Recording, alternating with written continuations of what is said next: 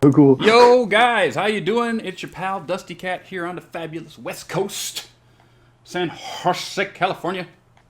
It's beautiful. It's sunny. It's awesome. Got out this morning for my walk. Got my 20-minute sweat in for Jack's Blade. So I want to see him at BronyCon coming up, that I can flex my muscles and not look like Pudge next to him. Have you seen him lately? That boy is like, wow. Lots of things have been going on lately here in the world of fandom. We're in the middle of a hiatus, so you have to see other things going on. What has gone on? Brony's React to number 100 came out. Hopefully you guys saw that. The stuff I put in there. I was very, very proud of that stuff. Hopefully, guys, you laughed at that stuff. I went above and beyond for you guys. Didn't quite go to pantyhose, but it was close. Also, Silver Quill reacts to Griffinstone. I had a little part in that, a little voice acting for him, so check that out. My acting class is coming to a head. So my month-long acting class tomorrow is my last class before BronyCon. And of course, BronyCon is coming up. I'll be all over BronyCon. Mass hysteria going on. There's only, less than a week before I get on a plane. I got stuff oh my God, so many things to do. So many things. But before all of that happens, we're going to welcome to our bosom, as it were, one new writer to the show, but not a new writer to cartoons, Mr. Nick Confalone. Hi. Nicholas. Hello. How are you, buddy? I feel so happy to be in your bosom right now. Bosom? This is amazing. Sweet. Here's a wonderful shot of you and your son, which I like snagged from that guy. Facebook, as you can see, because it's copyright Facebook there in the corner. Sorry, Facebook, don't sue me. They own everything, don't they? They do. They do own everything. Come after us. Absolutely. How are you doing today, sir? I am fantastic. I'm very excited to be here. This is so Awesome. much fun. I'm a big fan. Oh, well, thank you very much for being a fan of the program. We are a fan of you because you've done everything from Kick Badowski to Johnny Test to what's his ninth grade ninja. I don't remember. Randy Cunningham. Randy Cunningham, run ninth grade ninja, and some other stuff that's going on. But the first question that we give everybody who comes on this program, I'm sure you've watched the program so you know what's coming. What are some of the cartoons and comics that you watched as a kid or are still watching to this day? I was about to say, I don't think we stop watching them if we're in this business or fans of this business. Which is one of the great things about going to work or just talking to anyone about it. It's like, what should I watch now? And it's always some amazing recommendation. I just started watching Attack on Titan. Oh, okay. I'm in for a big ride. I feel. A huge I'm only ride. on like episode 4, and people are like, "You have no idea have no what's idea what's coming." But growing up, I watched tons and tons and tons of Teenage Mutant Ninja Turtles. Mm-hmm. Tons and tons and tons of Thundercats. Oh my God, that show was so good. And Voltron. You know, a lot of times, though, it's like hard for me to remember if I watched this show or played the show, if that makes sense. Okay. Like, as soon as I would get the toys or my friends would get the toys, more often my friends and I would just hang out in their basement, we would just sort of start having giant battle royales with everybody from every show. Nice. So in my head, there's like this super mega fun, awesome time show Yeah. that it just has Transformers hanging out with Lion-O, and Yeah. a lot of times they don't even fight. They just hang around and talk about what the fight would be like. There you go. That's the imagination of a writer, obviously. Because I don't want to play with my toys like that. I want my toys to have complete histories. You know, I want to know what Lion-O did when he was a cub, all the way to the time when he was 21 and he got the sword, and then he's hanging out with the Transformers, and then he's riding Rainbow Dash into battle. Yeah, there's a big hole in that history. There's a big hole in that history there. I just want to know what's going on. How did this happen? How did this happen? Yeah. So you're actually working. Yeah. A lot of it was freelance. You were freelance when you actually wrote for MLP, but now you're actually working for Disney XD, right? On a show called, of all things, Future Worm. Future Worm. Future Worm. You got to get that exclamation point in there. Yes. Future Worm. Yeah, it's really fun. I really like being staffed because it's nice being in an office. I know that probably sounds ridiculous to people who go to an office every day. Yeah. But, I get lonely. It's hard. It's hard writing alone in the dark. It's like not, I'm not, and most cartoon writers probably aren't, serious artistes who toil away in the attic from midnight to 4 a.m. I like to hang around a bunch of other silly people and laugh all day. Yes. So being over there with Amy Keating-Rogers now, who's also working at Disney. No, I hope she gets her own show. I don't care what it is. I will watch it. Yes, watch that show. So what's Future Worm like? What's it about? Future Worm is really, really silly. It's a 6-year-old kid named Danny invents a time machine lunchbox, and it gets zapped off course into the future where a genetically modified worm, who now is super smart and has like laser vision and all this stuff, gets into the box, comes back, and now they go flying around on stupid adventures. Okay, it's kind of like Rick and Morty, or like an element of Doctor Who, and sort of shows like sort of like Earthworm Jim with a lunchbox. Yes, exactly. Yeah, there you go. Like most writers, you basically came out. You met all these people on other shows. You met Megan on Fish Hooks. Right, and Johnny Test, Big Kick Badowski. What was the first? Let's go back to what was the first show that you wrote? The first thing I ever did. Well, I got to the point of writing shows because my first job in animation was basically answering the phone at Disney. Oh, okay. They had in about 2004 a development program where we were going to make 5-minute pilots. It's like a shorts program. You know, a lot of places have these shorts programs, and the goal of it was the mandate. Try to pitch us cool, crazy stuff that we would never, ever do. Okay. And then we pitched tons and tons of stuff and made a bunch of shorts, and they were like, we would never do this. We were like, I know, but that's what you said to, That's what you said to do. Yeah. Lovely. It's a little self-defeating, but it was pretty great. And so because it was so quick and we were just making shorts, I moved up a little bit and it was like a pipeline. I met Chris Savino there, who's written some. Oh, yeah, Chris is awesome. He's fantastic. That's how I met M.A. Larson. We had a short with him for a while. That's how I met Megan's husband, Craig. It's just like I met all these people sort of in the context of hoping they would remember me because I was sort of the guy who buzzed them in. Sometimes I would sit in meetings and stuff. Oh, there you go. And so you're basically the water cooler boy who made good.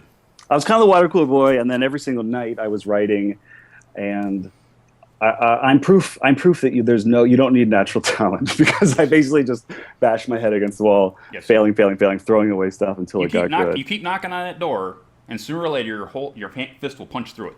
Yes, and I realized the problem wasn't getting. Everyone talks about like, what's a big break? Did you find a big break or whatever? A big break, but like just being around everyone there is looking for writers and all this stuff all the time. It's more just like, will you read the script? And then they read it.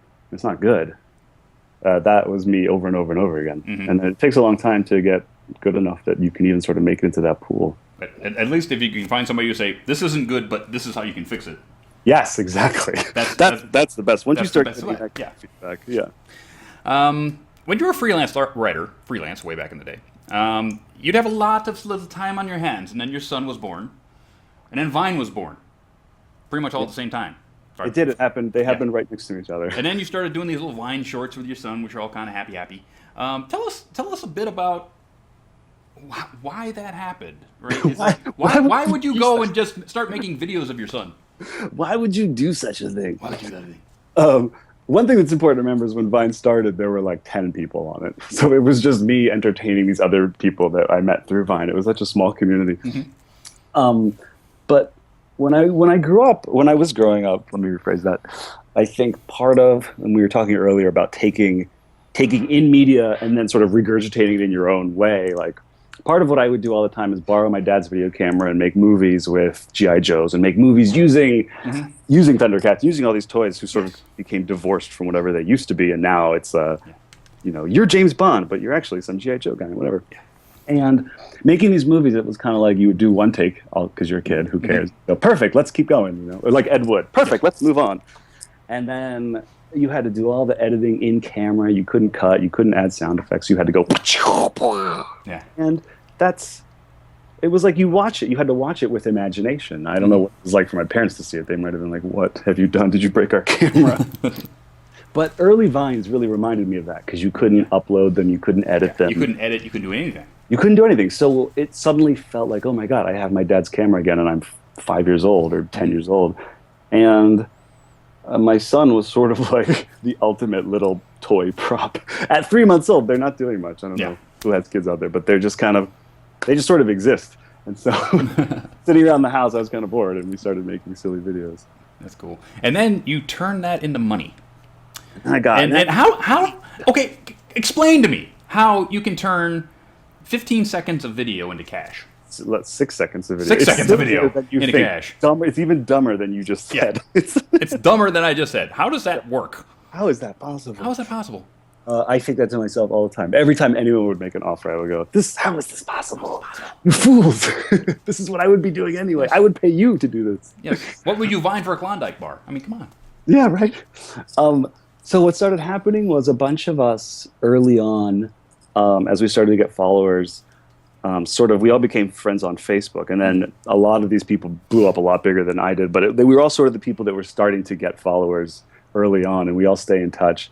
And at the time, it's not like we made a union, but we all sort of talked among ourselves saying like, hey, this is starting to happen. People are getting emails from like ad agencies. We should like try to figure out like a strategy on what we're doing and what we should even say. And it was kind of cool. It was like this self-organizing weirdo town hall full of strange people making stop motion videos and making, just bizarre comedy characters and everything, all coming together to kind of figure out like, we're going to start getting big companies who have no idea what's going on anymore than we do. And can we somehow trick them into paying us to just keep doing what we're doing? The idea being not to make an ad that's like, I love Coca-Cola, ding, and then have my tooth ding with happiness. Right.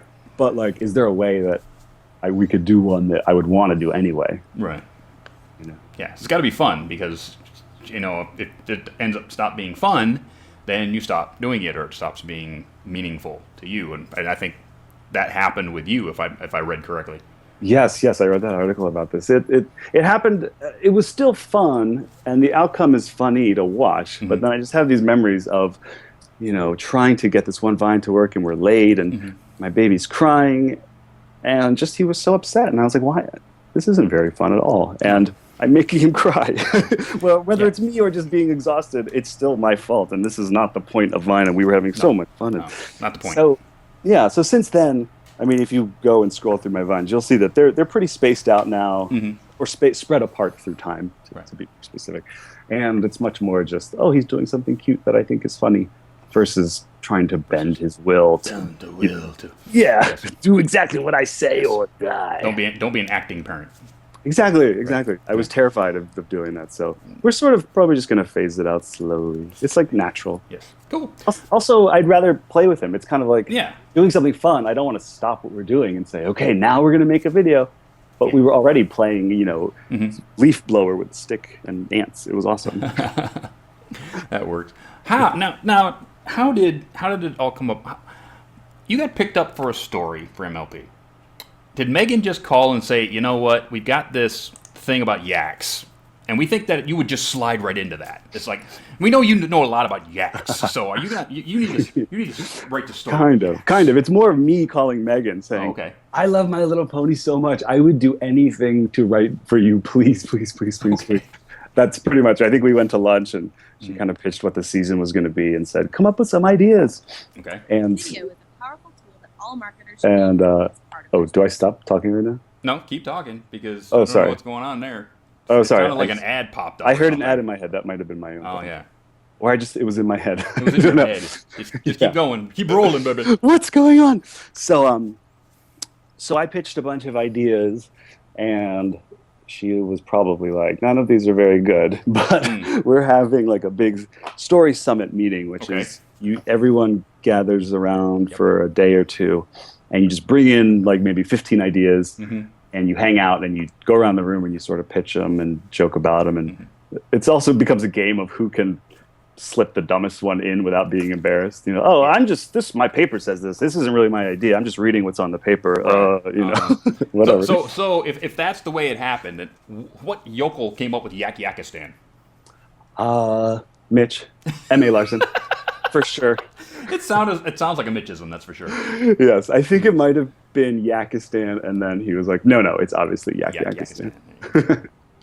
But the Yaks were a late addition compared to, I think there were pieces of the story floating around. Everyone wanted to do one that dug into Pinkie Pie more, and I had always wanted to do something with her that was kind of like 7 Years in Tibet, this like spiritual quest. I haven't even seen that movie, so I assume that's what it's about.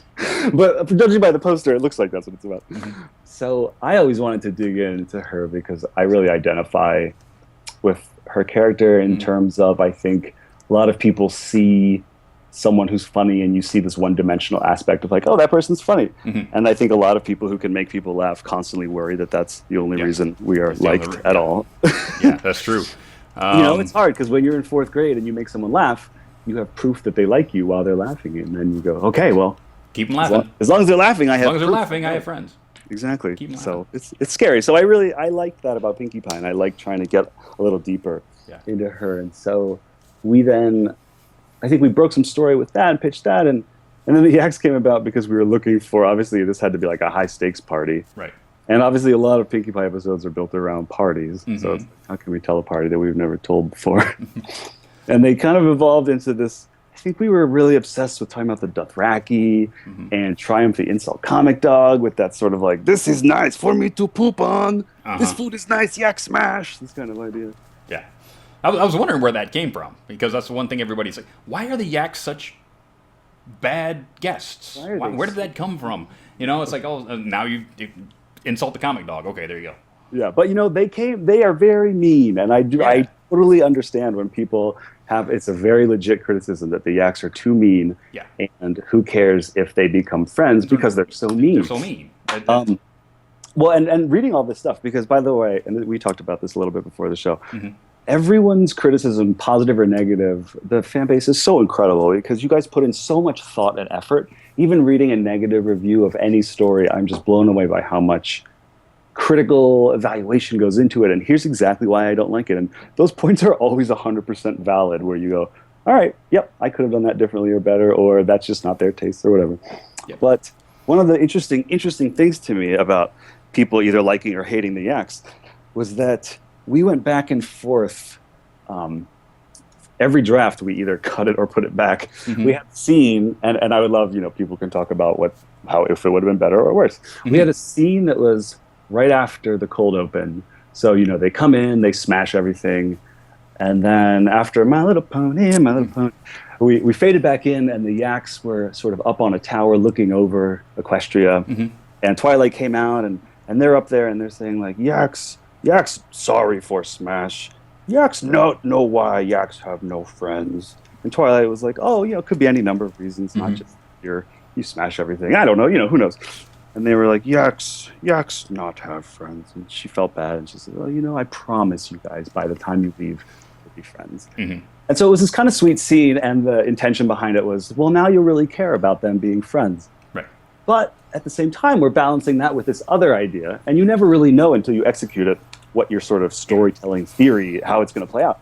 So we're also balancing it with this idea of, wouldn't it be great if no one can get through to them except Pinkie Pie, because she has this magic, and what we're saying is by doing this thing that she did, she is sort of the first to crack their exterior. Yeah, I can see the point where if that scene was in there, it would almost torpedo the whole show.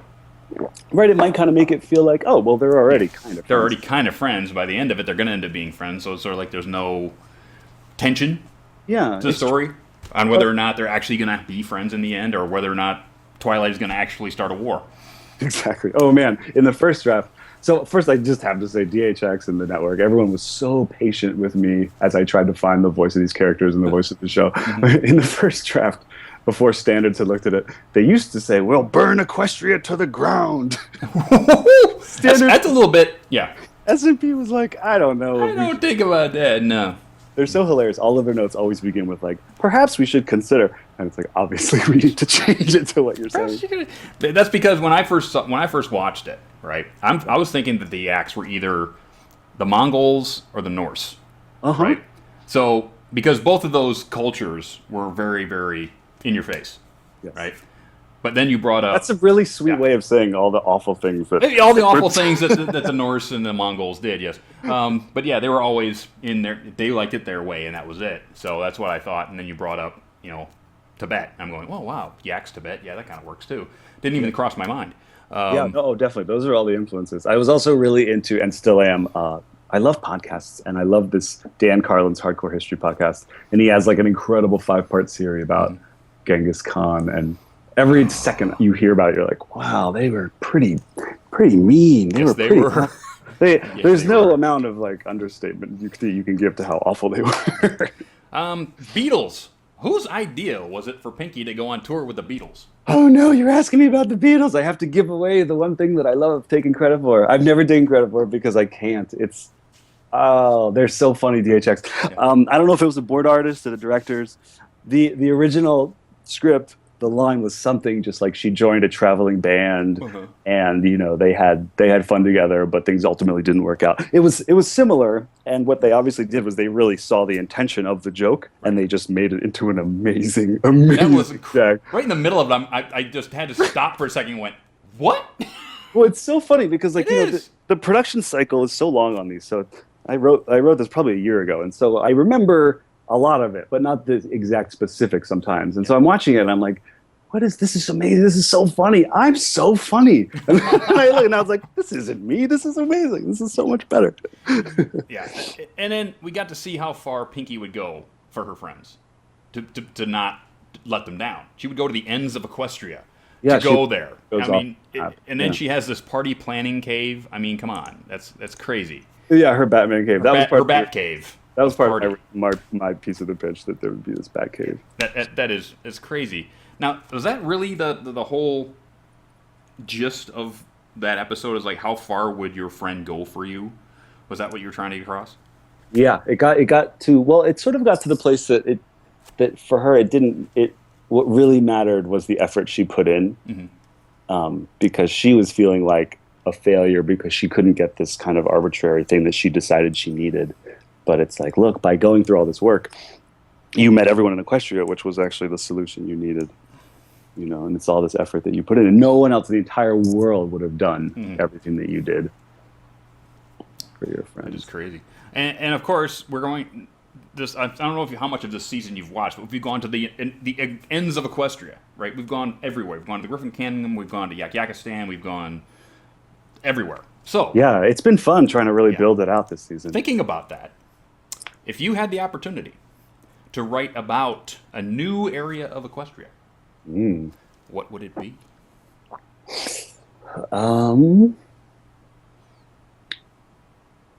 You know what? I don't know that I can answer, because I might say a place that either. Well, here's the dilemma. Yes. If I say a place, either I'm saying a place that will exist, or I'm saying a place that has to not exist, because I wouldn't be allowed to say a place that does exist. That's true. That's true. Either way, I've confused myself so much.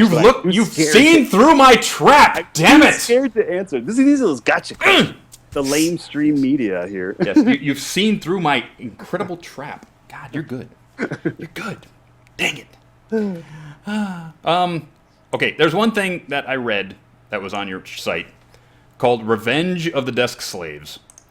Oh man, you dug deep. I dug deep, buddy. This thing is the best prank I've ever heard of. True Pinkie Pie Rainbow Dash prank. Heavenly awesomeness on the entirety of the Hollywood machine. Please tell these people about it. Warms my heart. Revenge of the Desk Slaves. Please. Oh wow, I haven't thought about this in so long, and it makes me so happy that you saw that. Crazy. So, oh my gosh. So they probably still do. Like, the trades would always publish, like the Hollywood Reporter and these kind of magazines would always publish the top 10 powerful women in Hollywood, top 50 powerful women in Hollywood. Yes. And I kind of felt like, can't it just be like powerful people in Hollywood? Like, why? And they all have these photos that are they're like posing sexy, and I'm like, this is so crazy. Like, you would never see the top 50 men in Hollywood and they're all posing sexy. Like, this is ridiculous. And at the same time, you have this culture out here that I think probably only exists in entertainment and in politics to an extent, and for sure in like Wall Street banking, which is, it's like the 50s. Like, how can you guys treat women this way? Like, women directors, women assistants. When it's bad, it's bad. I'm not saying it's always bad, but like, I've seen it get bad. And so one of the huge pieces of hypocrisy is that whenever anyone would get a new assistant that was a woman, you would hear people on calls because you listen to your boss while he's talking on a call usually, and you would just hear them like, "Oh, is she hot? Like, what's she up to?" And da da da. And usually she was on the call too. And you're like, first of all, she's there. You just don't. I'm on the call. It's like ridiculous. It was so offensive. And so a friend and I kind of got this idea to poke fun at it, and we made this website that was called hottesthollywoodassistants.com. And it was basically like hot or not. Like I had a friend who knew some coding do it because I don't know how to do anything. Right. And you could upload photos and then it would just sort of shuffle them up and you could rate them. And then it had top assistants and everything. And you changed your name and everything. Yes, I was terrified that it would be a never work in this town again situation. Yeah. If it went wrong, you know. I don't even know what if it went right would mean, but I could see a lot of ways it could go wrong. Yeah, that was when I was reading through that, I thought that was freaking hilarious. So I became Leo Roquentin. Yeah. I was Leo Roquentin, and my friend was Dwayne, D''Wayne Alpental. So pretentious it hurts. So pretentious. He might as well have been a French fashion model. Yes, he was self-described Black Swiss. Oh, nice. Awesome. And so we took on these fake names.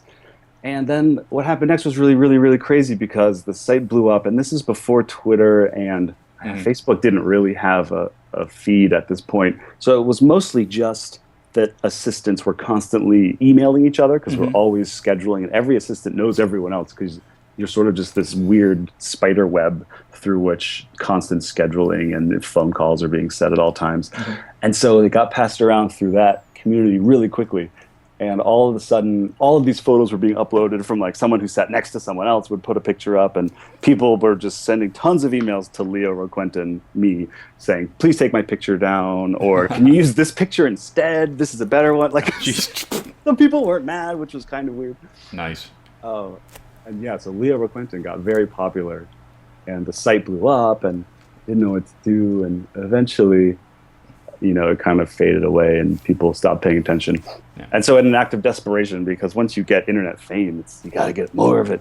And so I made like a fake cease and desist letter and wrote it to myself, and I like sent it to like a blog, and oh, look at this, huh? And so that made it on the internet too. Oh God, that's just the piece de resistance. That is the funniest thing I've ever heard. It was really, really amazing to watch it unfold and go, this is crazy. These people are nuts. And then of course, what is it really, really like working with Emmy Larson? Because I mean, you worked on an entire show with him. So yeah, what was it like working with Emmy Larson? And by the way, here's a picture of Emmy Larson signing my niece at TrotCon. So yes, it's gone deeper, people. That's it. That's my niece, Brianna Rhodes, being signed by Emmy Larson.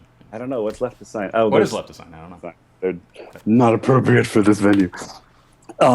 It is the greatest. He's one of the best people in the whole world.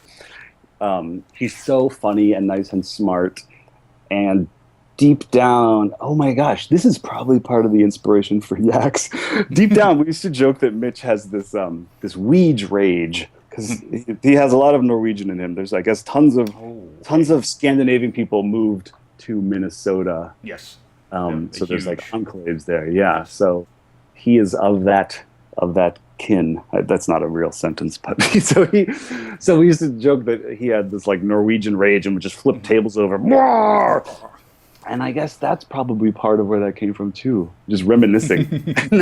Now that I think about it. But you know, it was so fun because Kick Buttowski was kind of a crazy show to be on. That's actually Chris Savino directed a whole bunch of those and was the showrunner on that. And it's so funny because like we're all such good friends, and that show is just so chaotic because of like a million things going wrong. And so it's like everyone went through a war together. Wow, that's cool. Which is a ridiculous thing to say to people who've actually gone through war. So I apologize. But that is awesome. That's all I've got for you so far. We'll get some questions in from the live studio audience, but at this point, people, I'm gonna bring in a new bit. So you guys liked me reading to you last time. Did you like the cookies and milk? Because I have a new story for you.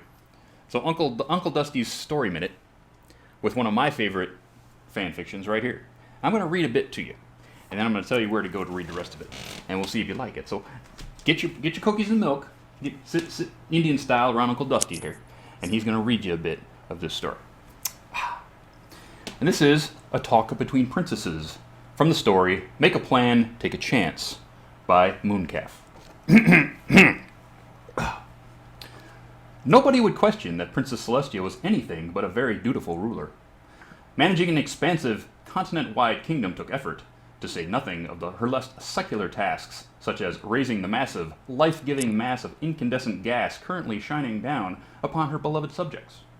Thankfully, These days, she had her sister to shoulder a part of the burden, along with her own sky orb.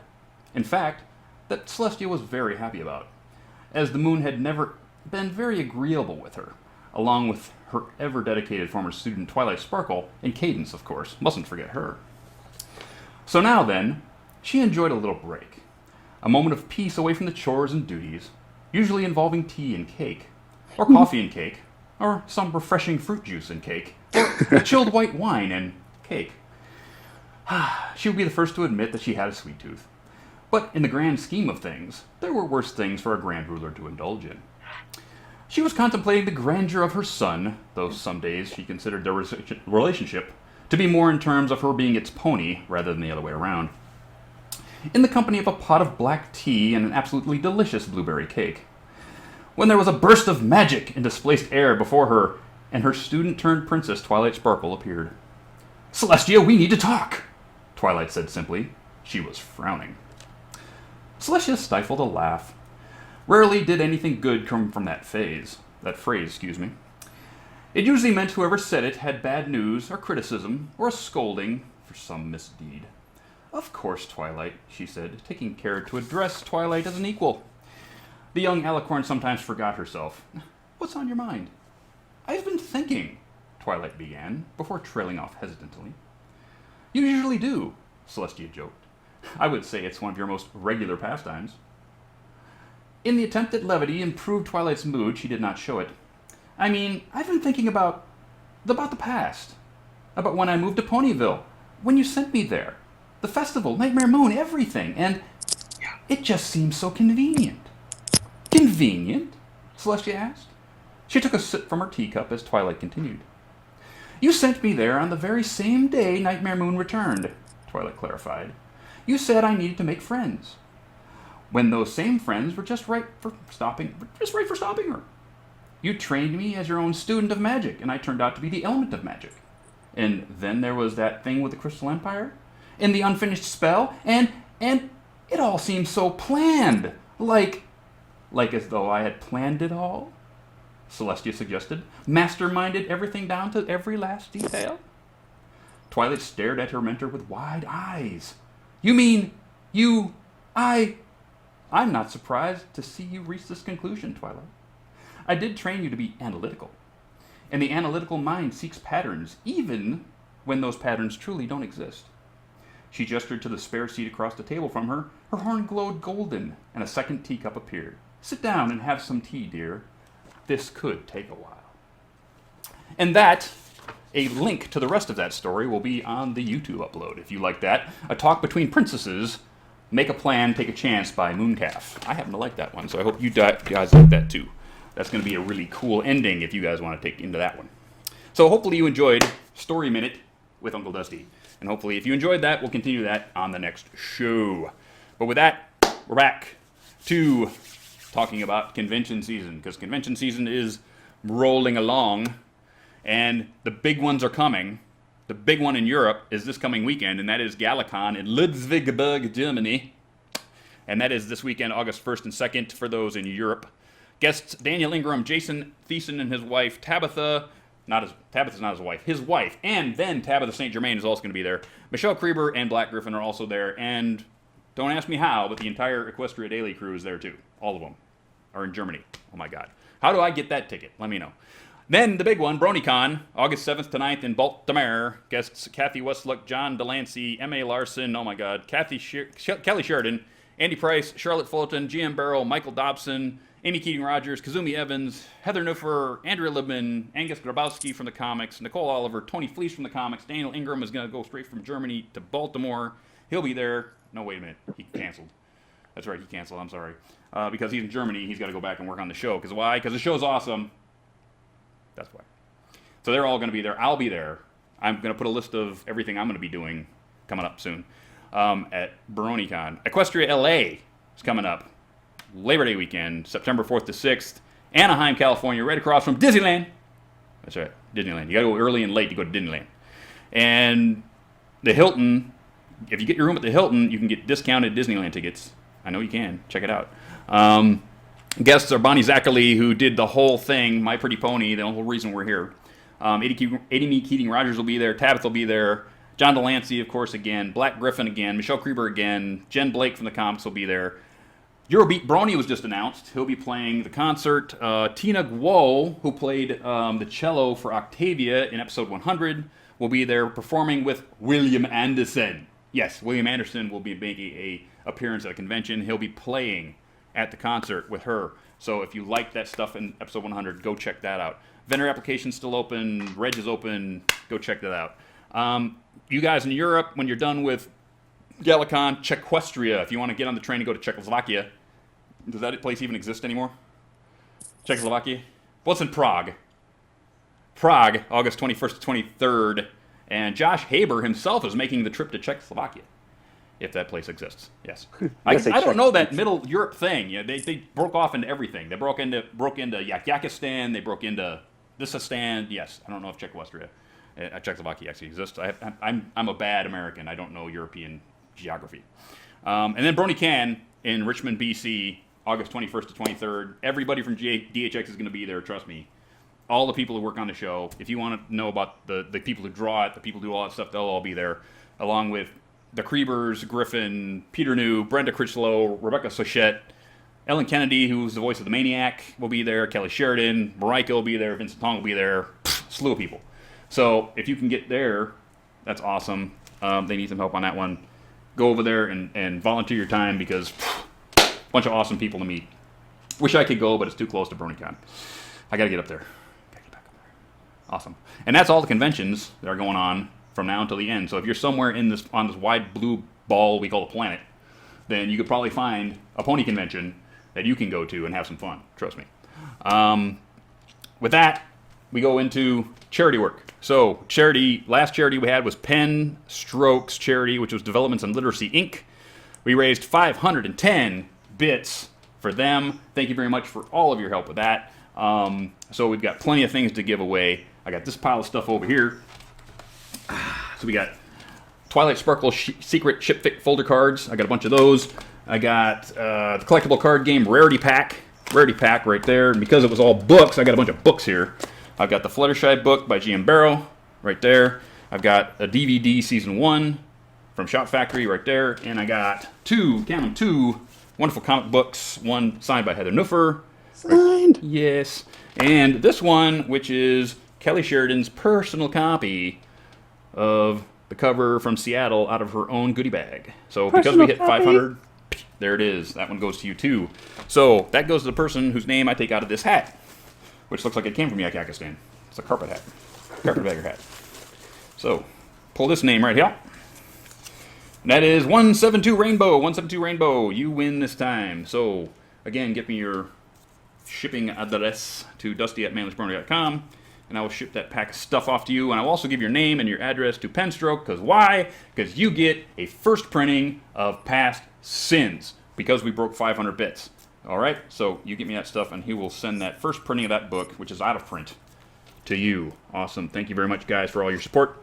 And moving on, Nick. Nick has a special charity. Tell him about it. A special charity. Oh, you. Yes. My charity is the Special Olympics. Yes. They're going on right now in Los Angeles. So there's the Summer Games. The Summer Games. So it's amazing. And one thing is all the games are free to attend. Yes. Which I did not know until now. So they don't make money the way all other sports do, including the mean NCAA and all sorts of things like that. Yep. And this charity became really important to me, not because I particularly play sports, but as a comedy writer, actually, I kind of got involved because when I was younger, I used to think, oh man, edgy comedy is so funny. If you're just offensive, it's fun. Offensive equals hilarious. Mm-hmm. And then I don't know if you saw the movie The Ringer or not. It's highly possible you didn't. Highly possible I didn't. But basically the idea is, I believe, because I also, to tell the truth, have only seen the trailer, but it really, anyway, the idea is, I think that Johnny Knoxville is banned from the Olympics. Right. And so he's like, well, I'm going to win in the Special Olympics, duh. So he pretends to have a disability, probably learns a lesson, whatever. And I just remember feeling like there's something not funny about this. Like, Yeah. everything was shaped like a joke. Mhm. Like, I already sort of was funny enough to know what a joke sounded like and what jokes looked like. Like, it Right. smelled kind of like a joke. Mhm. But I couldn't figure out why I didn't think it was funny and why, what's gross about it, other than just like it seems mean, Yeah. which of course it is. Yeah. Until I recently read this idea about punching down and punching up. Are you familiar with this at all? No, I'm not. Dude, tell us about it. This idea, there's people write essays or articles about this anytime some comedian says something offensive, and then people react to it, and this happens all the time. It's like sort of like clockwork. Every 6 months, someone will say something, then have to apologize, but then other people will be like, "It's free speech. He can say what he wants." And everybody's right in that sense that it is free speech and blah blah blah blah blah. But the concept of punching down and punching up is that you should make jokes that, rather than punching down at the victims or the people that are being quote unquote oppressed or whatever, you should punch up at the oppressors or the system or the things that are in positions of power. And like that's what good satire does, and that's what all I think my favorite comedians do. And when I say should, I don't mean like, if you're going to be a responsible comedian or a responsible stand-up, I just mean more like that's what tends to make me laugh. And I think those jokes are funnier. And otherwise, the jokes are more just mean. Yes. And I don't know if I can get into giving some examples. I don't know what. No, but we understand the concept. We understand the concept now. Okay, so, good. Yeah, so the Special Olympics have been around since 1960s, and they started in a nice lady's backyard. And by 1968, they actually had the very first Summer Olympics in Chicago with people from Canada and the U.S. So it basically became, from 1968 to now, it's about 47 years. This has been put on, and this is the first year in 16 years that this has come back to the United States. They had their opening ceremonies a couple of days ago. 68,000, not 68, 68,000 people showed up for the opening ceremonies of the Special Olympics in LA Coliseum. Michelle Obama opened the Special Olympics. This thing is huge for people, okay? Basically, it helps people who have disabilities and educational disabilities to basically feel great about themselves, to sport. I love it. I've always been an athlete. I love this charity, and I hope you guys do too. And I hope you want to help these people, because I do. They're awesome. Sport is awesome. Sport brings people together. And there's not many better charities that we've supported. So I'm really hoping that you guys see this one as I do. So does that mean I win? Is there a prize for like best charity? Maybe. Maybe. So what I want you guys to do, we didn't have time to set up the link over on manlysbrony.com, but we will tonight. So later tonight, after the show, we're going to set up the link. You'll go over to manlysbrony.com, click on the link, and give a few dollars to the Special Olympics, and you'll be in a drawing for this pile of stuff over here. So I got this, which is a wonderful lunchbox, which I wish I could keep, but it was given to us by our sponsor, the Little's Toy Company. Little's Toy Company sponsor gave us this wonderful lunchbox for you guys, and I've stuffed it full of pony swag. See that? Pony swag. I got, look at this. I got a Wonderbolts thing here. I got stuffy little things. I got more like that. I got rarities in here. I got some secret shipfic folders. I got dog tags. I got all kinds of stuff. So this is stuffed full of pony merch. So you'll get that to start with. Plus, you can now take your lunch to work in its awesome lunchbox. So that, plus this wonderful comic book, because we're on to writing. So comic book. This is IDW number 6. This is the cover done by Mr. Tony Fleece. This was a special cover. This is the first part of the Nightmare Rarity arc, which everyone loves. So that one there.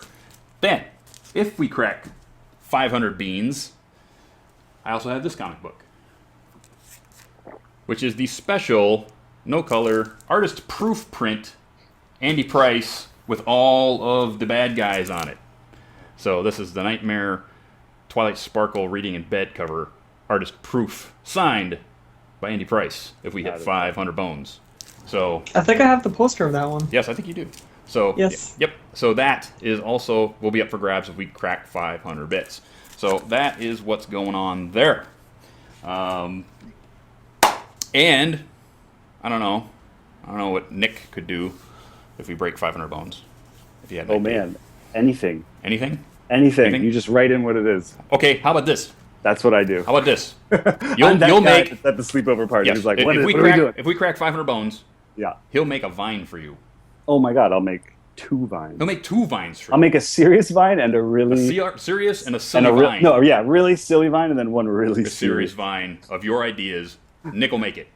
How's that? Would that work? Awesome. Oh man, that's so fun. We break 500 do it, guys. bones. Let's do it. Let's go. You break 500 bones, he makes vines for you. I think that's kind of cool. So Okay. with that, go over to manlysmart.com after the show later tonight. The link is not there yet, but it will be later tonight. And give some bones, and you'll be in for all of this stuff on the next show. Awesome. Thank you very much, Littlest Toy Company, for all you do for us. If you need Funkos, if you need banks, if you need T-shirts, if you need whatever, they probably got it. If they don't got it, email them. They'll probably get it for you. So go to Littlest Toy Company and get your swag. And with that, we move on with the show. That means we're looking for Screwy. Scrooby! Yeah, I was just here. Yeah, you were just here. So there's Screwball right here. Screwy's here. Hello. Hi, How's Screwy. it going? How you been, buddy? 2 weeks off. Oh my goodness. Yes, tomorrow I'm flying out to Edmonton, Yep. and staying the night at buddies, and then for the, I think it's 9 days that I'm there, 10 days, I'm going to be doing a family reunion, and I'm also going to be able to see my friends there back at home. Yes. So I've been pretty homesick, so I'm excited to see Family, everybody. family awesome. Yay. Yes, so much family. So oh much my family. goodness, it's going to come by the hundreds. It's like the Apple family of Canada Oh, it is. coming together. But our family is huge because Look at all it's this. a farm family. They have like, Yes. oh goodness. Have you seen all of my sweet apple acres going on over here now? Yes, I see that. that? That's awesome. That is cool. In fact, there's like 3 or 4 of them I haven't picked up yet, but I have to. Actually, there was actually when I was at Toys R Us with Sibsy and Andy, I saw this. Sibsy instantly got it because it was really cool. But it was a Pinkie Pie Equestria Girls thing that came with a perfect gummy. Oh wow. Yeah, like Nice. I never thought I'd see a gummy, and I was so close to buying it. I'm like, no, I have to save money, but yeah, Sibs got it. It's so well made. Oh my goodness. And by the way, congratulations to Sipsy and Mandopony because they're getting married like in the next few days. or Yes, something. right away. Right away. Yes. They went back to Ontario, to her hometown, so they could tie the knot and then come back. Congrats to Congrats them. to them, absolutely. So if you see them on Twitter, congrats to them. Oh, actually, Nick, Sibsy, the one we're talking about, she did the storyboard for your episode. Oh my gosh. Yes, you Yes. did. Tell her thank you times a million. Yes, I will. Thank you I for will. making me I'll look have to- good. She's a good friend of mine, and yeah, it's it Good was friend so of the good. So with that, questions. I got questions. Yes, I got a Questions. bunch of questions. Oh Yes. my dear sweet Celestia. Questions. I answer have the to ask phone. this one. This one's corny and I love it. This one's from Fleur Cobra. Do you think the national anthem of oh man, it's so hard to say is Yakistan is the song Yakety Yak? Don't talk back. I think it is. This is non-canon, but it's secretly canon now. Yes. I think that'd be perfect. Oh my god. So now Marby Z brought in a lot of questions, so I'll be switching in between it, but he has a lot of good ones. This one first. A question for Nick: how nervous were you when the first MLP episode you wrote aired? I was very nervous. I was more excited because I hadn't seen anything. You know, it's like because it's freelance, you turn your stuff in, you work on your next one, and you sort of hear, oh, I heard this other person turned in theirs, it's good, and maybe you read some of the other scripts. But by the time they get into drawing and animatics and stuff, we're long gone. So it was more just like, I think it was good. I liked the script. I would love to see it. You know, it was almost nervous of just how did this one come out? Because anything can go wrong during production. There's a million things if people get behind schedule, or you never know. Everything has to go right for it to go well, which is one of the amazing things about this show to me, is that everything just clicks at all times because it's so good. I loved that episode. Honestly, it was probably you. one of the best ones of the season. Oh, thank you. It was very nice. It's a good comedy. I thought it was really well done. It was very silly. It was really fun to get to be that silly. Silly is fun. That's why I love it. This one's from Dat Tax Pony, my good friend. Tax. Question is, did you notice a big difference between writing for other cartoons versus MLP? Yes, very much so. One of the biggest differences is that I think a lot of shows and a lot of entertainment and I'll try not to get too big with this answer, but the world right now is very much cloaked in irony and hiding under irony, and no one really wants to be sincere. It's hard, emoting. I don't know what it is. I mean, it's hard for everyone, I guess. But this show is so incredibly sweet and sincere. It's really funny and it's really silly, but I think one of the things that's so appealing to me and to I think a lot of the community is like it's just so honest and so sincere in a world where it's really hard to find that sort of thing. And so it took a little while to get used to feeling like I can really just write these feelings down. I don't have to go, whoa, talk to the hand. Oh, my fart milkshake. Whatever stupid, whatever other cartoons sound like. Yeah. That's my impression of other cartoons. Milkshake. To an extent, that's also what I love about Bronies and the fan base is I think everyone I've met is very sincere, and it's like I'm sick of irony. Let's all start a war against irony, everybody. Mm-hmm. Please. Actually, I have a question for you. Actually, is there any other cartoons that you enjoy watching on occasion? Yeah, well, like I said, I'm into Attack on Titan right now, but I love the shape of Phineas and Ferb. That's a weird thing to say. It's like I love that show is the same show every time, just goes in different directions, but it's always the same. You can like set your watch to that show, like Paris a platypus. Like you can time out exactly when stuff happens, which kind of makes it really fun for me as a writer to watch because it's more just seeing how bonkers can they do this thing that they always have to do every single episode. Mm-hmm. But they do it different every single time, which always really, really impresses me. My favorite show right now at the moment is Rick and Morty. I'm obsessed. Yeah. It's the greatest. If you don't watch that, please go watch it. It's phenomenal. I've actually been watching a lot of Fullmetal Alchemist Brotherhood. And if you like anime, oh my goodness. Yeah, that's so good. Netflix is like, come on, stop resisting. You know you want to. Well, that stuff we're watching on is on Netflix. So it's just like, it's so good. Yeah, Brotherhood is awesome. It's so Gurgen Lagann is awesome. When I was is that a word? What did you say? Gurgen Lagann. Gurgen Lagann. Gurgen. So basically, when I was out with my hernia for 7 weeks, all I could do was sit in the lazy boy and watch anime. Right, so I caught up on all these animes that people are. You gotta watch that. You gotta watch that. Not bad if you weren't recovering from a painful injury. By the way. Really fun. So Gurgen Lagann is like this really great show. I mean, it's wonderful. I love it, and it's one of those things where you really need to go watch that show. I almost put it up there with Cowboy Bebop.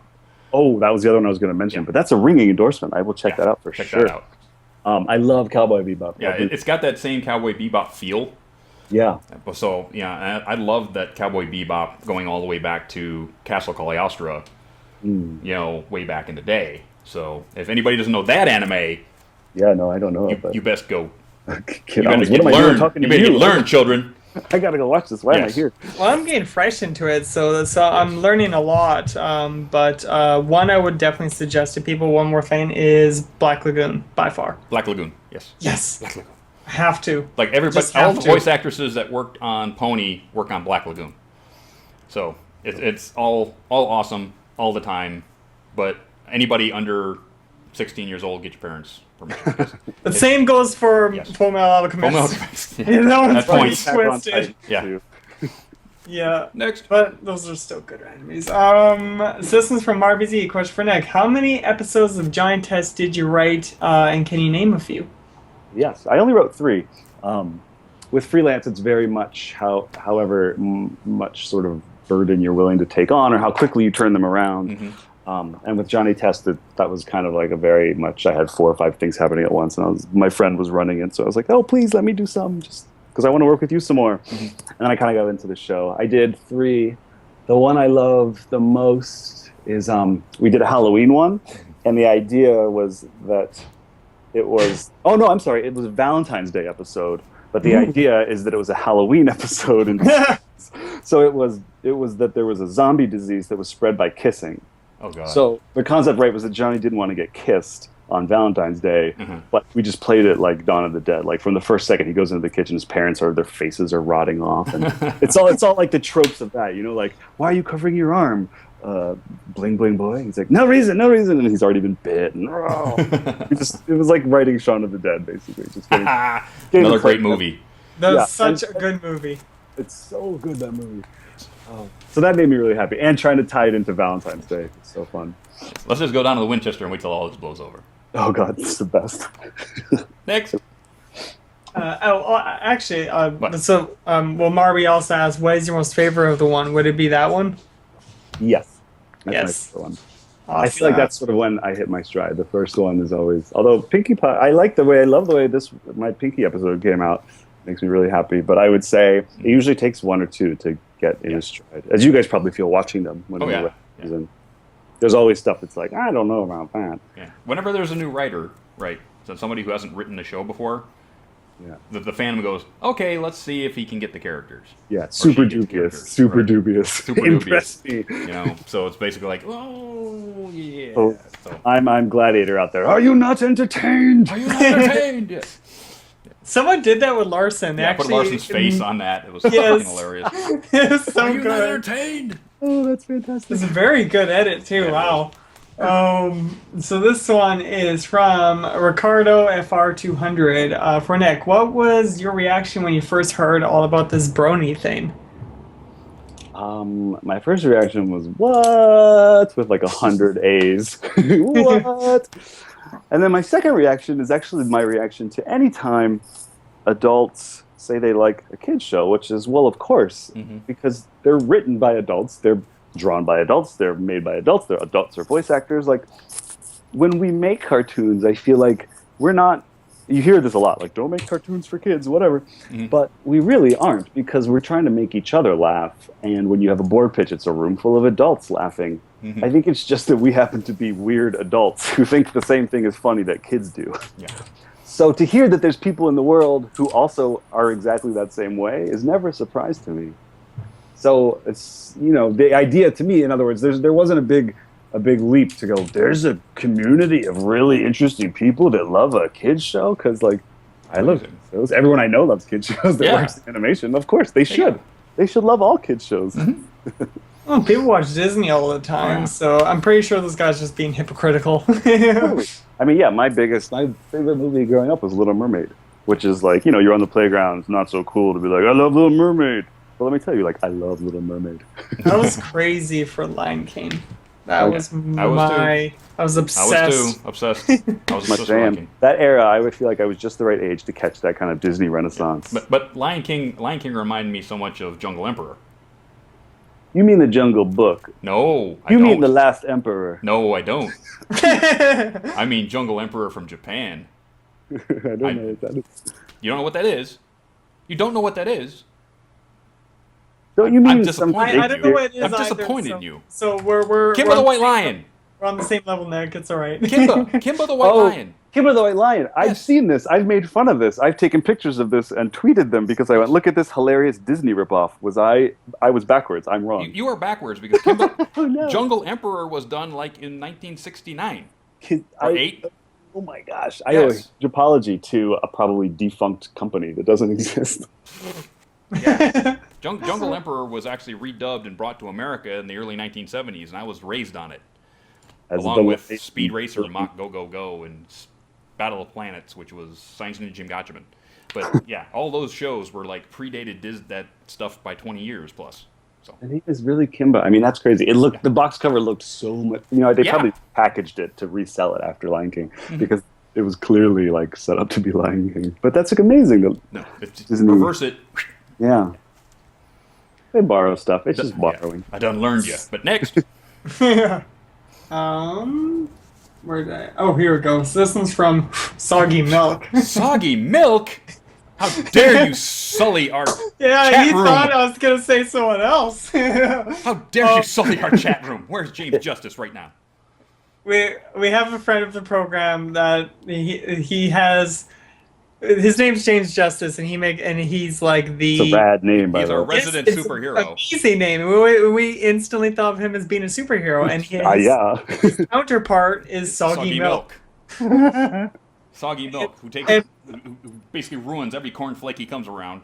Yeah. Get that guy out of James here. Justice saves all the cornflakes From Soggy from Milk. the Soggy Milk. What does Soggy Milk want to know? Who is your favorite background pony, excluding Applejack? That's my favorite concept, by the way. Applejack is a background pony. We joke about that all the time in the writer's room. We're like, okay, well, so we got the main 5, and then it's like, ha ha ha, poor Applejack. Anyway. Jeez. Oh, favorite background pony. Does Maud count as a background pony? No, she's kind of like a featured. She's kind of like a featured background. A featured background pony. I am fascinated by Big Mac. He's also kind of a featured background pony, though. But he wasn't a background pony episode. No, he's not really. He was never. He's gotten way more lines than Maud. Yeah. So. Yeah. Well, hit way more lines. Yo, we'll just way go more main. line over and over again. We just put, if it's not main 6, it's background. I also really like DJ Pony. DJ Pony. Yeah. 3. DJ Pony. Yep. She's great. Yeah. Just sort of like in her own world. Like, why are you DJing right now? What are you doing? You're in the middle of town square. Stop. And I'm But the she don't stop. counterpart. She don't stop for nobody. I love Octavia. That's mine. Next. Yes. Oh, Coco Pamel also. Which one? I said Coco Pamel also. Coco Oh, she's Pamel. so Yes. adorbs. Adorbs. Oh my god.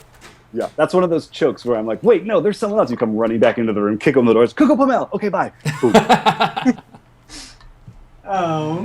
Let's see. Yeah. Oh, here we go. So this is from Flameheart Kindle. Oh, this is a neat one for you, Nick. I miss Lorenzo. Are we ever going to see more Lorenzo vines with your son? Oh, Lorenzo. Let me tell you who Lorenzo is really quickly, because it's not about the ponies. Lorenzo is a little doll. He gets very nervous, and when we try to do stuff... I'm Italian. I'm allowed to use this accent. It's not offensive.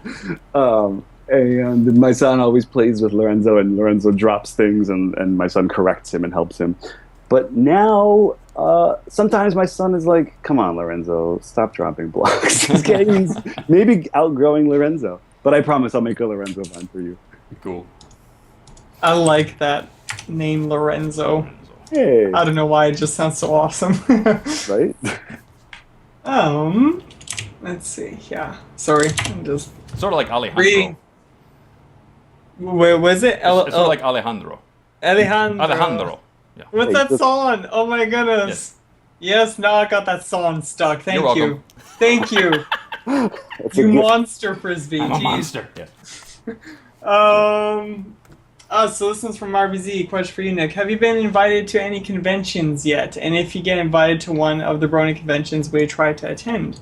I haven't been. So, Get him on it. I don't know. Get I don't know. What do I need to do? Question Hey, LA. what's the guy got to do to get invited to a convention around here? Just ask. I would definitely go. I would 100% go. There's one in LA. I'm gonna just go anyway. Question LA. I'm gonna go to one, and I'm gonna just be like, "Hey, what'd you think of Party Poop? Man, it really sucked, huh?" And try to troll people into saying. Oh, Yes. jeez. No, I do think I really want to attend the LA one just to see what it's all about. Seems great. I love Comic-Con. I used to go all the time when I worked in development, and it's so much fun. And just the idea of a Comic-Con for a singular. Yes, and then you can get a pro badge because you work in the industry, so it's like you can actually get in. Oh snap! Yeah. Oh snap! Yeah. Amazing. Just tell them who you are. Yeah. Ask about- do you know who I am? Do you know who I am? Hey, I'm Brony Media. I should get in too. I should pull that next year. Press. I'm You, press got- badge. you know what it is? I've never seen you wear the hat with the little numbers in it. Yeah. That's the problem. Oh, You're not yes. press. You're not wearing the hat with the numbers. Oh, that would be so awesome. Where's your old-timey flashbulb, kid? We could we could dress in like noir. Yes, we could dress I noir. want to do that. Yes. Yeah, I wouldn't let you in either. You didn't look like that. Hello, Mr. and Mrs. Equestrian, all the ships at sea. Flash. Everyone's got to talk like J.K. Simmons at all times. Yeah. Yes. God, he's perfect at that. Next. Actually, he was. They actually got him to voice the character in Gravity Falls. Did they? Yes, Nice. Grunkle Stan's brother, and oh my goodness, he was so good at it. J.K. Simmons is just awesome. I love him. Oh my god, I love him too. I would Yeah, die to have him do a voice. That's another cartoon I just have to shout out to. Gravity Falls. You have to see it. I love Gravity. We're actually Future Worm. We're working right next to Gravity, so I'm always kind of like ducking my head, like, can I get any spoilers? What's happening? Yeah. Or like looking in the photocopier. What just came out of the photocopier? A script? And then it's taken away from me very quickly. No soup for you. Yeah. Yeah, I love Gravity. It's so good. Next. Yeah, this season just started, so it's like excitement. Let's see here.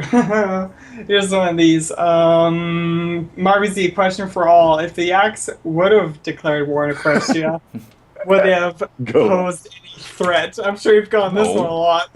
No. Well, this one has been answered very beautifully. I wish I could find the link. I could tweet the link out. Or I Somebody did made at a comic of that. that comic is genius. That comic is genius. Basically, Yaks declare war, and then you see this big, you see Celestia going, I don't think so, and there's a big laser beam coming out of her head, just takes out all of Yakistan. Yeah. Gone. It's just like a hole, like Yeah. through the mountains. You see the mountains with the smoldering. Boulder crater. I was like, yeah, that's gonna go far, guys. Yeah, I wish I knew who did it so we could name check you because it's phenomenal. I do kind of think that's what would happen. I mean, they control like the sun and the moon and weather. You think about how many battles were won and lost because the fleet was at sea and it rained, and that's the end of that battle. Well, I think that's why they usually in the show they always make the villains have magic powers because if they didn't, they wouldn't stand a chance. Magic is the source of all evil in Equestria, apparently. Friendship is magic, but magic is not necessarily friendship. People get tripped with that. But we actually haven't seen what lies beyond those gates, so I don't know if the Yaks. Maybe they fight more like the bugs in Aliens or in Starship Troopers. Maybe there's just millions of them. Starship Troopers, man, that movie creeped me out. Oh, I loved that movie. I hated that movie. That movie's it's like the best satire in the entire world. Creepy. Oh, I love it so much. It was so good. I actually watched it again recently.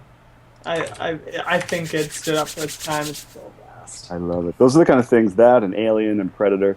My friends, Yes. we would play those. Those became the games we would play in the basement. It's like, okay, I'll be the alien. You guys run around. We would tell stories with machine guns and predators. Oh my goodness. That's So much. exactly what I would do. When we were kids, our parents somehow allowed us to watch the Alien series. Well, right. and- That's the real question. What were we doing watching? I have no idea. Yeah, we were young. We're bad kids. Why are we watching that? I've lost the show, folks. I've lost it again. Sorry, no more questions. We always I do lost this. it again. We always Lost do it. this.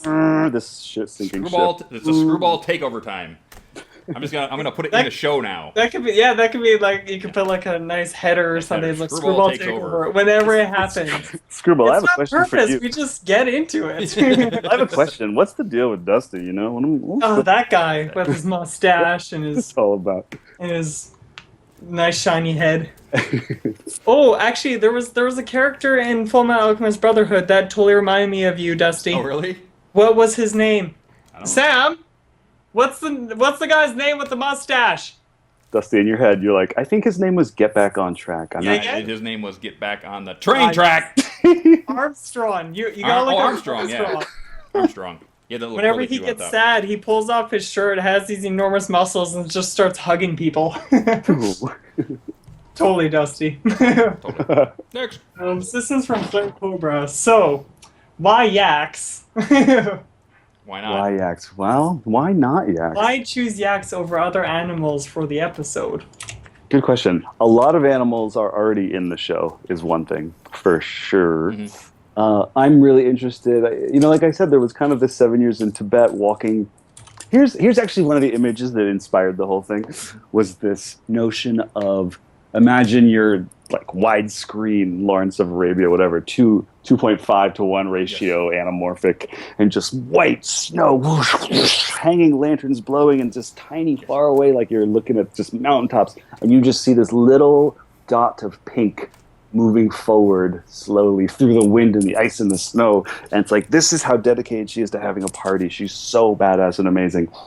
And so from there, of course, led to, well, it should be snow. Well, who lives in the snow? Oh, there's like, mountain goats and things like that. And yaks became Vikings, and the rest is history. That's like not really an answer, but it's good enough. Good enough answer. It had narrative. It sounds like it's true. Oh, this one. I don't know if you've gotten this a lot, Nick, but this one is from Spike Fireman. I love this question. How did Twilight's dislike for quesadillas come to be? I knew that was coming. Yeah. That's why I didn't ask it. This is my own personal fear of quesadillas, working through it in this story. No, that's not true. Who is afraid of quesadillas? We went back and forth a lot on what she would be afraid of. That was random, but also somewhat plausible. Mm-hmm. So it's not a throwaway joke. That's going to be real. We're going to stick with that. Yes. So something did happen there. Yes. Obviously, Celestia took her to Mexico City. Yeah. At some point. Had a crazy wild night. Crazy wild night in Mexico City. A lot of regrets. And woke up covered in quesadilla cheese. And said, "What have I done? Missing a tooth." Yeah, that's one of the things I love about the show too. By the way, are there any throwaway jokes? Everything. I mean, you guys know everything kind of becomes canon. So even if it's funny and silly, although to be fair, it is a Pinkie Pie episode. A lot is up for grabs in a Pinkie Pie episode, including joining the Beatles. Did that really happen? I don't know. Yeah. What would be, because you can't call them the Beatles, what would their name be, do you suppose, that's sort of pony related? Oh, Hoofbeats? The Hoofbeats? Hoof Beatles? I'm not good at puns. Here's how I do puns. I just use Rhyme Zone, and I sit here for like 10 hours crossing things out. Unless it just... You know my secret. Stop it. Yeah. If you want to guide good puns, talk to Stefan. Yeah, talk to Stefan Andrews about puns. There you go. Yeah, I am amazed by how punny people's brains work. It's incredible. They can't turn it off. Just can't turn it off. It just goes. Mm-hmm. Crazy. Next one. There we go. So this one's from Littlest Toys Company. Hey, Little Toy Company. What's up, buddy? Yeah. Thank you. And our sponsor. Right there, Little Toy Company. I'm going to get his logo up again. Right there. Little Toy Company on the phone. This one's for you, Nick. I'll say how he says it. Ask Nick if they made him change anything in his episode, or did anything go right through? Oh man, everything was awful. I'm the worst. So the only reason anything in this is good is the incredible patience of the directors and Mitch and DHX. I mean, my first draft is like I looked back before this to just see like how much of a genius am I? And the answer is not, decidedly not a genius. Like Owen Wilson in World Tenenbaums. She said I'm not a genius. It was very much like one draft would come in, there'd be one or two elements that we all liked. And then, the trick is you get a bunch of notes and you have to really put aside your ego and go, okay, I had an intention. And regardless of like, well, they didn't understand what I was doing. It's like, say that in a different voice. Oh, they didn't understand what I was doing. Therefore, it's still my fault. So we got to work together and figure out what it was. And everyone's trying to help him. So draft after draft, elements got more clear and more focused. And at the beginning, actually, the very first draft, it was very nebulous. It was Pinkie goes on a spiritual quest to find her mojo or something like that. That was very Party Nirvana. Yes, it was very intangible. And actually, I wanted to have. I knew we couldn't get Weird Al's voice, but the idea was that she went up to this monastery, and he was meditating there, and she just wanted to talk to him, and he just couldn't talk. He had taken a vow of silence. So that was in there for a little bit. But yeah, so it's like. Things just get sharper and sharper. So instead of searching for an intangible feeling, what if she went for some concrete reason? And then you start to build off there. It's sort of like groping your way through the dark until you know the show, So now, at this point, after writing a bunch, that happens way less. It's like, here's the premise. Good. Here's an outline. Oh, that's good. Okay. Hey, guys. Guys. I think we finally got Joe Stevens. I think Joe is finally getting through. We found him. Joe Stevens is coming through. He's got a new report. So right now, people, Joe Stevens EQI is now. We'll be right back.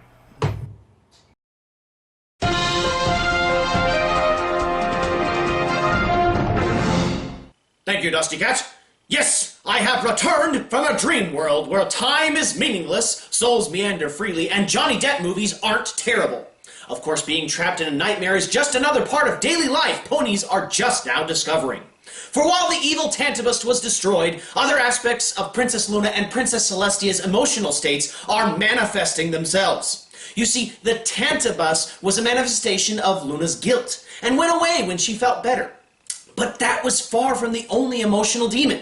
For instance, Princess Celestia's guilt for sending Luna to the moon in the first place is manifested by a Sadibus demon that messes up her hair.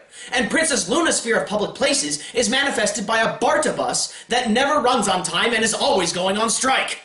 The emotional manifestations of these princesses, like Monster Attack, Changeling Identity Theft, and Rainbow Dash, have just become another of the many dangers ponies have grown to be accustomed with. But now, with the return of Luna and the rise/potential coup of Princess Twilight, more manifestations are coming every day.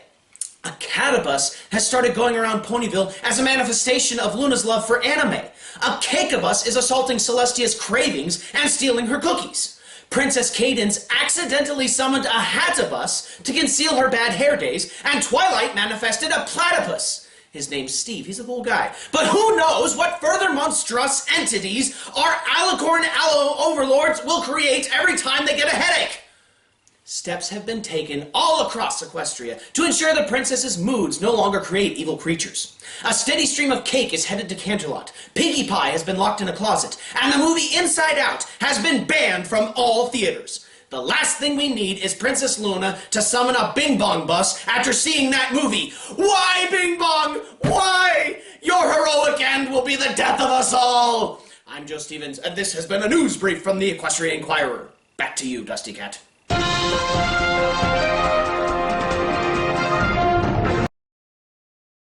And we're back.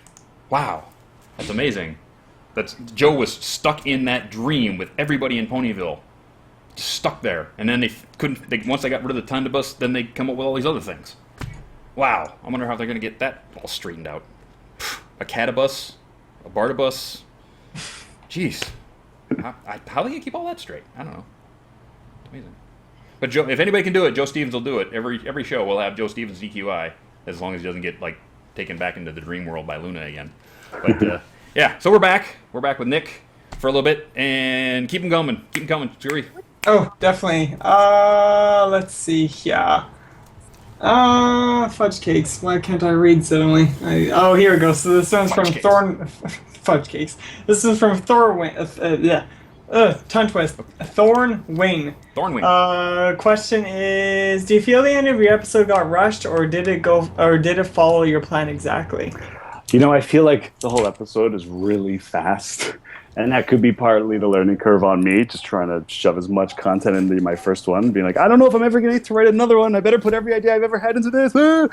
But part of the joke, I think, with the Pinkie Pie episode is that you can do things quickly. Yeah. You know, I saw a few people kind of be like, how could she really get across Equestria in that short of time? That's not how they talk, but some of them maybe talk like that. And it's Pinkie. She can slide across. She does all this stuff. So in a way, the super abbreviated speed makes me laugh, and that's part of her sort of Warner Brothers breaking the fourth wall thing. Mm-hmm. But yeah, if there was a part that should have felt slow and it was rushed, then that is not so good. Cool. But it's Pinkie Pie. She's supposed to be frenetic. But it's Pinkie Pie. I know. I do. I like the breakneck. Personally, I like the breakneck pace of a Pinkie Pie episode. And it's really interesting. I can say this isn't a spoiler, to contrast it, because, there's like the Pie Heartwarming episode that I wrote is my second one. And that, don't at me, that's news. That's not a spoiler. That's out there in the world. But that is not paced like a Pinkie Pie episode. And it was really fun to write and go, oh, okay, I get it. There's a Pinkie Pie land. It's almost like a separate show. Yeah, looking forward to that one. Yeah, me too. I can't wait to see it. Our second Heartwarming Eve episode. It's like, I'm so sad. I mean, I know everyone's mad about the hiatus. I'm mad too. I want to see how these episodes turned out. I don't. You know what? I'm not mad about a hiatus. I'm not mad about it. No, because it gives us a breather. Right now, we can actually rewatch the first half of the season and enjoy it, and watch it again and enjoy it, and then it gives the people in Vancouver and the people at Hasbro and VHX time to make the show really good instead of being rushed. That's right? true, and they raised the bar with every. They raised the bar episode. with every freaking show. I mean, look what happened. Phenomenal. Look what happened in Luna's last episode. I mean, look at the That animation was that happened in that thing. bananas! Oh my god! That was so bonkers. That They're last doing this episode. with Flash? How? I want to know how they're doing this with Flash, for crying out loud.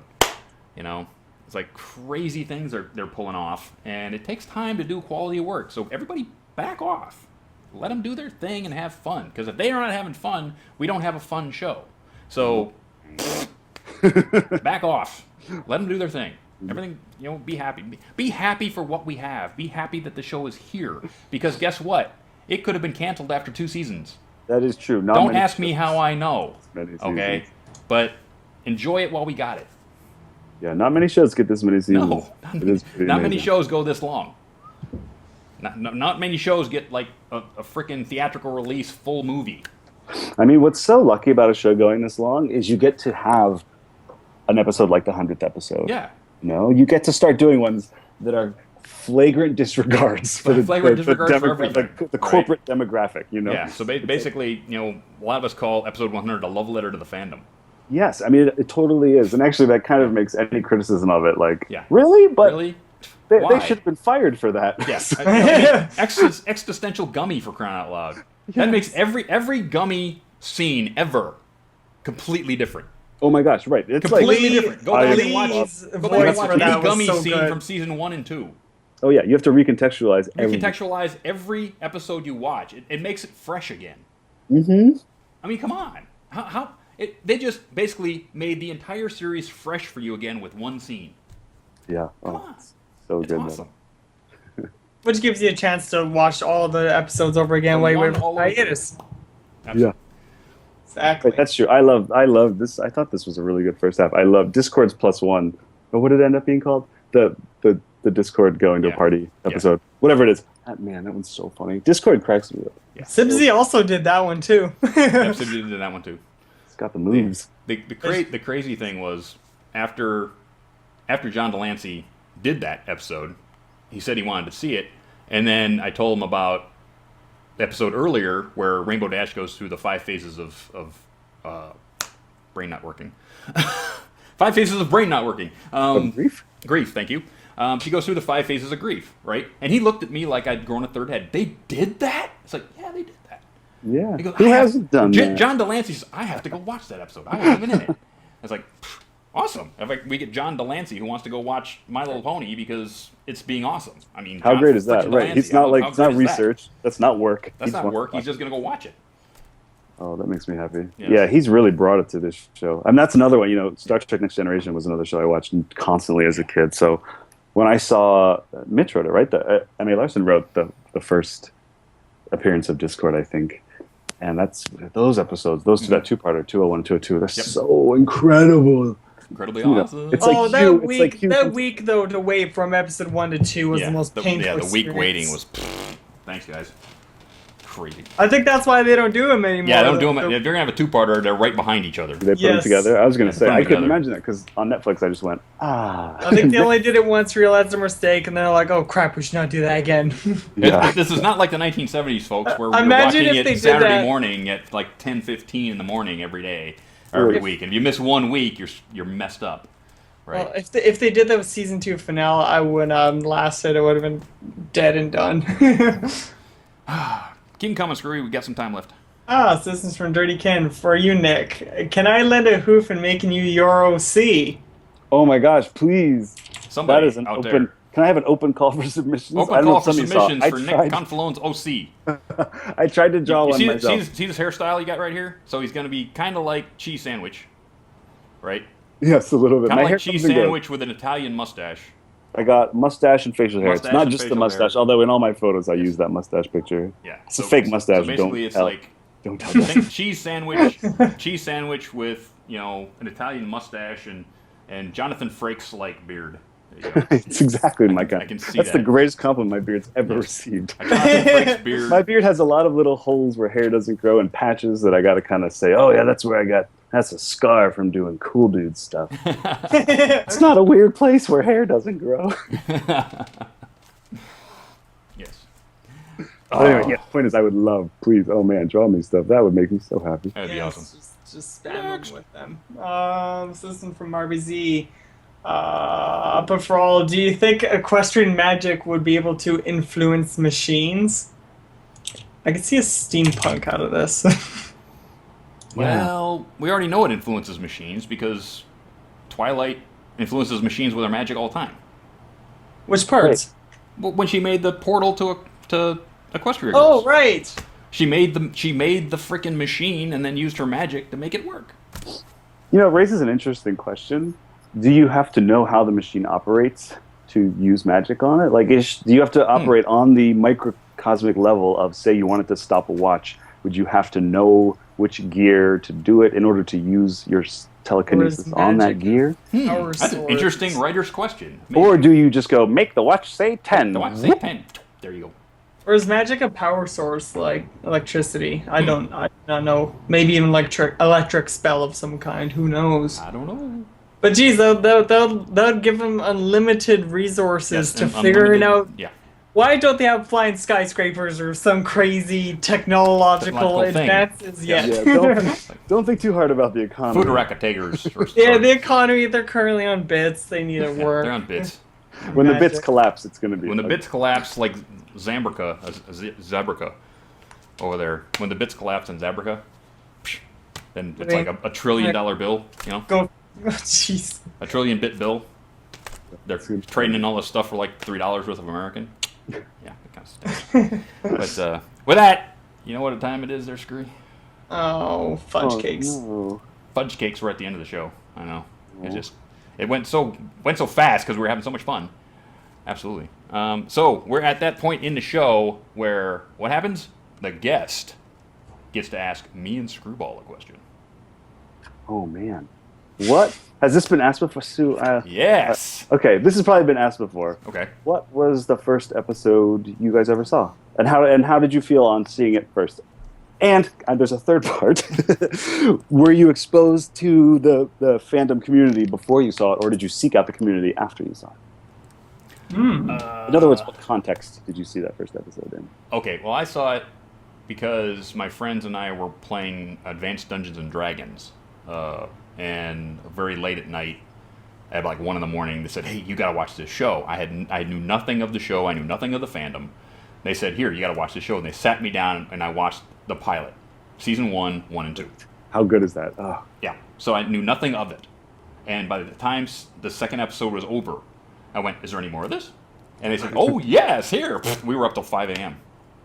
watching episodes, and I was like, "I have to drive home." Oh my god. So that's how it happened for me, anyway.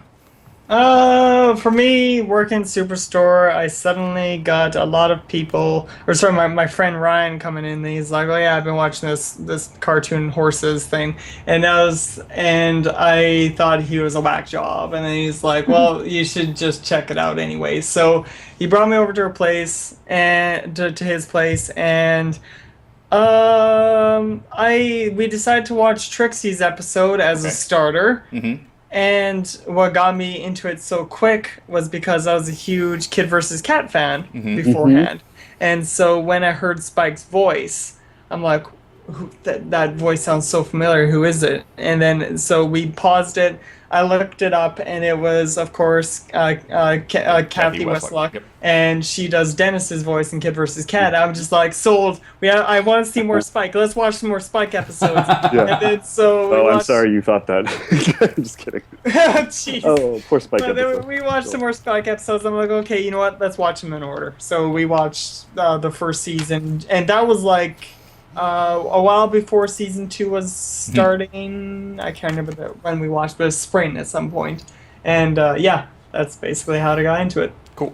And with that, we are at the end of the program. I want to let you know right now that Caradwin has told me that the donation pages are up over on manlysbrony.com. So if you go over there right now and click on the link, you can give your money to Special Olympics and get in on all of this fun swag. So let's do it! Pages are up, so get over there, give us at least 5 bones, and you'll get into that. Rainbow172, you need to get to me and send me your mailing address so I can send you this wonderful stuff and get your address to Penstroke so he can get you the book, which you won tonight in the drawing. And with that, we're sweet out of here. Next show is not going to be a show because I'm going to be on an airplane coming back from a BronyCon. So I may do something later in the week, or I may do the next Monday, which would be a regular off Monday, that we'll have a BronyCon breakdown. How about we do that? What do you think, Screwball? I think that's good. I'll be back from the vacation, and you'll be back from BronyCon, so I guess we can both share stories. So let's do that. So a week after, so it's 3 weeks from tonight, we're going to have a show. We'll have BronyCon breakdown. We'll get a guest. We'll start it over again and get going. So we'll have two shows in 2 weeks. So with that, I've also want to announce that one of our next shows coming up, we got Tina Guo, the cellist who played Octavia's music. Whoa. Yes, just before Equestria LA, we'll have her on the show. So if Wheeling you want to ask her keeps anything talking about her. Oh yeah, you want to talk about cellists and you want to talk about music. I and you love want to talk about all that cellos. stuff. It's gonna Absolutely, be she'll fun. be on the show coming up just before Equestria LA. So with that, we're sweet out of here. I want to thank Little's Toy Company for giving us all that sweet stuff that we get to give away to you. So make sure you check them out. I'd also want to remember that we have. I'm going to get this. I'm going to take your face down for a minute there, Nick, because I got. I'll get you, my pretty. Yes. Our T-shirt is still on Redbubble, so if you want to support the show, go over to redbubble.com. Stay Brony, one word, Stay Brony on Redbubble, and you'll see this shirt plus other designs that you can get put on T-shirts, hoodies, and all that other great stuff. Please pick up a T-shirt. It helps the show, and we'd love to see you wearing them out there at the conventions this year. Thank you very much for that. Also like to thank Nick for coming by, dropping by, spending some time with us. This is so great. Yes. This is the best. I love you guys. Oh, thank you, Nick. Well, thank you. So much Yes. fun. Screwy, of course, for everything he does. No problem. Amy, my wonderful girlfriend, who's out there, supporting us. Lance Bubala, who is doing all the wonderful stuff. We couldn't do anything without Care doing. Bash Script and everybody over at Canalot Hill for giving us a place to stay and working their butts off and their flanks off to keep that site up and doing really great stuff. And of course, you for coming, and every time we turn that camera on and make fools out of ourselves. Every time you come and check us out. So thank you very much for everybody who comes by and says hello and supports our charities and all that wonderful stuff. With that, we're out of here. So we'll see you the week after BronyCon. All right? Week after BronyCon, we'll be back. Peace out. Woohoo. Hey, Dusty. Play the right outro. Bye.